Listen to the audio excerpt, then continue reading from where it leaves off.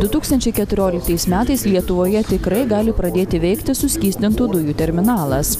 Taip teigia užsienio ekspertai, Klaipėdos mokslo ir technologijų parko kvietimu dalyvavę LNG forume. Prieš metus apie suskystintų dujų terminalo atsiradimą Lietuvoje kalbėta miglotai, tačiau šiandien darbai gerokai pasistumėjo į priekį. At that time it was undecided. Kai lankiausi prieš metus, tada dar nebuvo visiškai apsispręsta dėl terminalo statybų. Vyko politinės diskusijos tarp Lietuvos, Latvijos ir Estijos.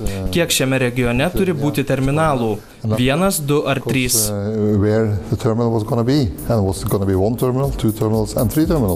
Suskystintų dujų terminalo projektą vykdanti bendrovė Klaipėdos nafta forume brėžia aiškią viziją, kur galėtų atsirasti terminalas ir kokio tipo jis turėtų būti. Pasak projekto vystytojų, terminalui tinkama Klaipėdos uoste esanti Kiaulės nugaros sala. Terminalo pajėgumas galėtų būti nuo 2 iki 3 milijardų kubinių metrų dujų per metus. Esą tiek šalies poreikiams pakaktų. Lietuvai tinkamiausias būtų plaukiojančio terminalo modelis. Specialus laivas nuolat stovėtų prie kranto, o prie jo priplauktų laivas tiekėjas su dujomis. Dujos įprastai atgabenamos specialiuose talpyklose. Tam, kad būtų galima pervežti kuo didesnį jų kiekį, jos atšaldomos iki skystėjimo temperatūros. Tai yra -161 laipsnio pagal Celsijų. Taip jų tūris sumažėja apie 600 kartų. Pasak ekspertų, įgyvendinti tokį projektą Lietuvai užtektų 3 metų. Some of the other projects that we've seen, the developers have a totally unrealistic time schedule. Esame matę daug suskystintų dujų terminalų projektų, kuriuos norėta įgyvendinti per nerealiai trumpą laiką. Pavyzdžiui, per mažiau kaip metus. Manau, kad terminas, per kurį užsibrėžta suskystintų dujų terminalą pastatyti Klaipėdoje, yra labai realus ir nesunkiai įgyvendinamas. They spend months and months without really getting anywhere. So I think the time scale that is for this term is realistic and a good time scale.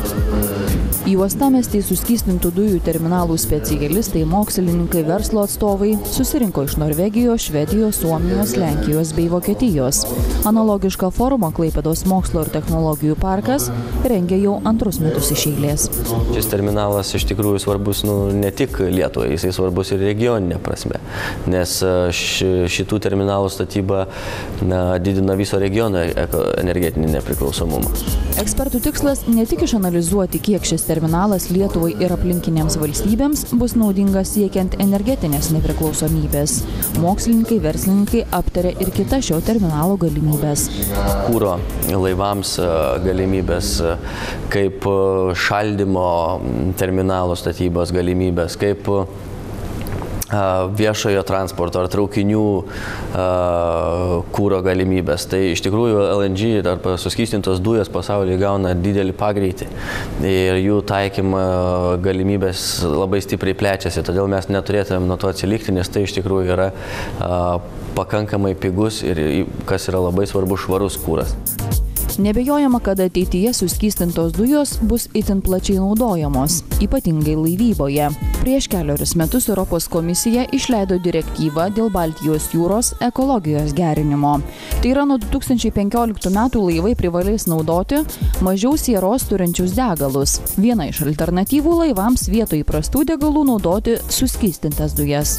LNG forumas – tai projekto Švari laivyba Baltijos jūroje dalis. Jį kartu su partneriais įgyvendina Klaipėdos mokslo ir technologijų parkas. Projektas iš dalies finansuojamas ES Baltijos jūros regiono programos.